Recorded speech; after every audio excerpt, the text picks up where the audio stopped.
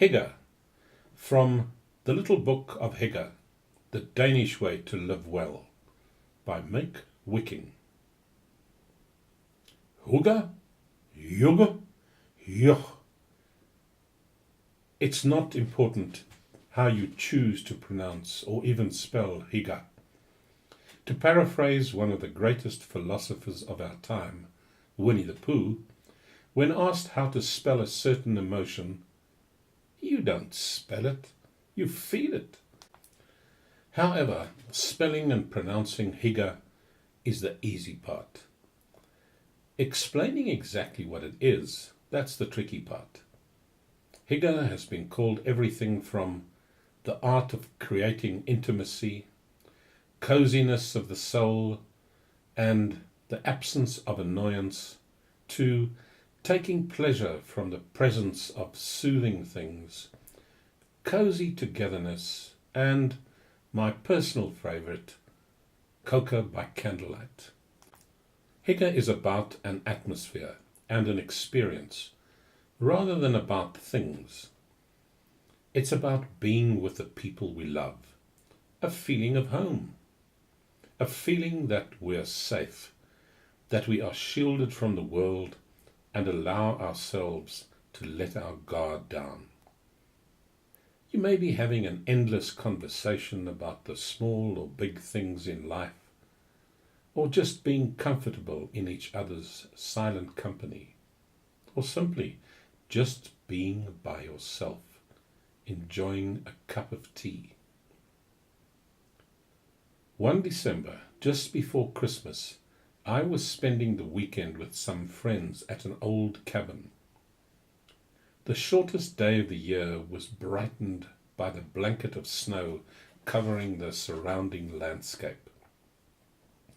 When the sun set around 4 in the afternoon, we would not see it again for 17 hours, and we headed inside to get the fire going.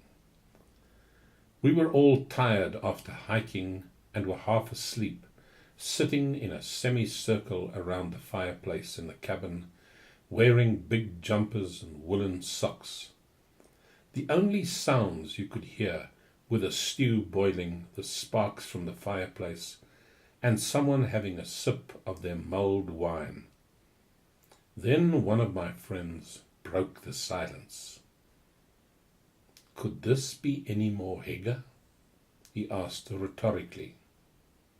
"Yes," one of the girls said after a moment. "If there was a storm raging outside."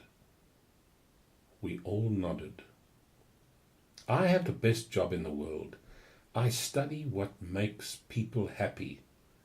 At the Happiness Research Institute, which is an independent think tank focusing on well-being, happiness, and quality of life, we explore the causes and effects of human happiness and work towards improving the quality of life of citizens across the world.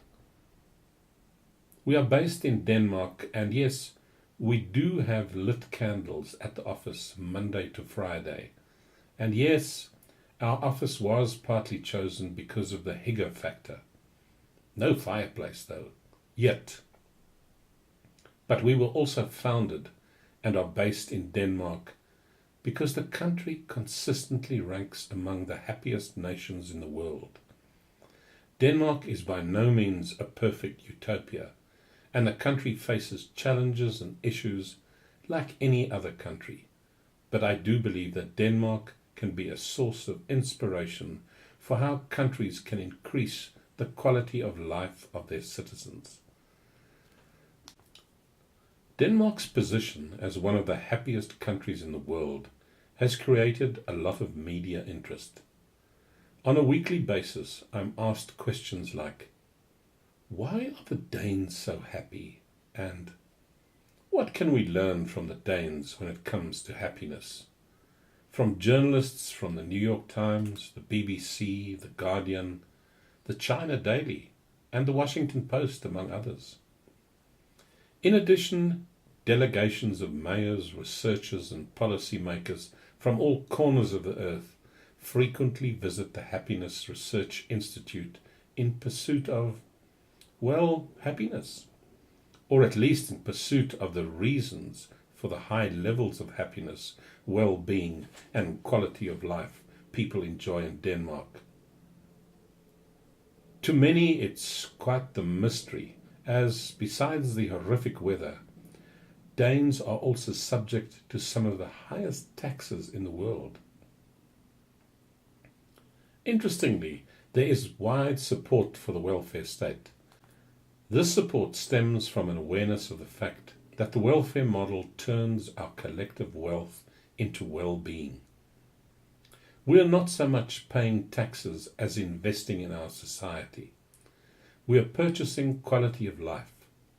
The key to understanding the high levels of well-being in Denmark is the welfare model's ability to reduce risk, uncertainty, and anxiety among its citizens, and to prevent extreme unhappiness.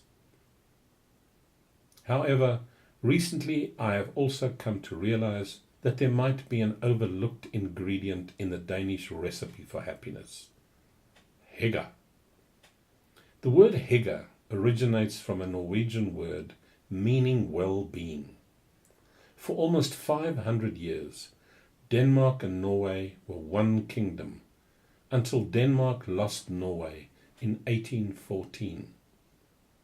Hygge appeared in written Danish for the first time in the early 1800s, and the link between Hygge and well-being or happiness may be no coincidence.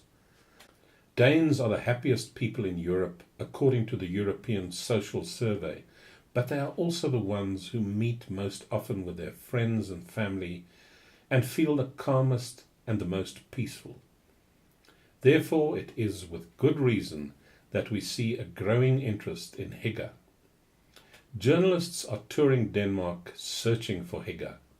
In the UK, a college is now teaching Danish Hygge, and around the world, Hygge bakeries, shops and cafes are popping up. But how do you create Hygge? How are Hygge and happiness linked? And what exactly is Hygge? Those are some of the questions this book seeks to answer. No recipe for Hygge is complete without candles.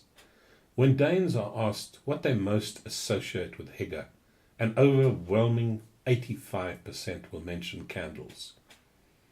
The word for spoilsport in Danish is lagerslukker, which literally means the one who puts out the candles, and this is no coincidence.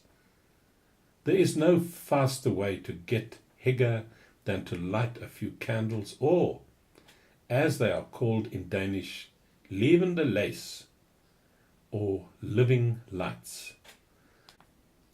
More than half of Danes light candles almost every day during autumn and winter, and only 4% say they never light candles, according to a survey by one of the major newspapers in Denmark.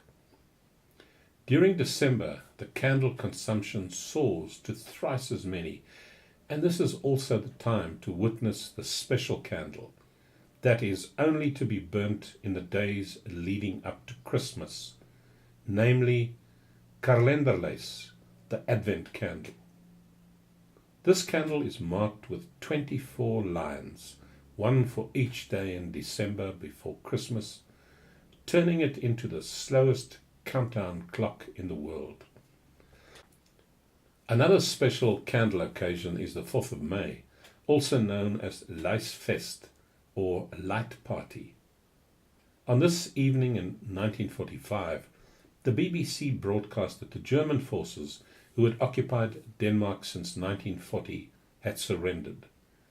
Like many countries during the Second World War, Denmark was subject to blackouts to prevent enemy aircraft from navigating by city lights. Today, Danes still celebrate the return of light on this evening by putting candles in their windows.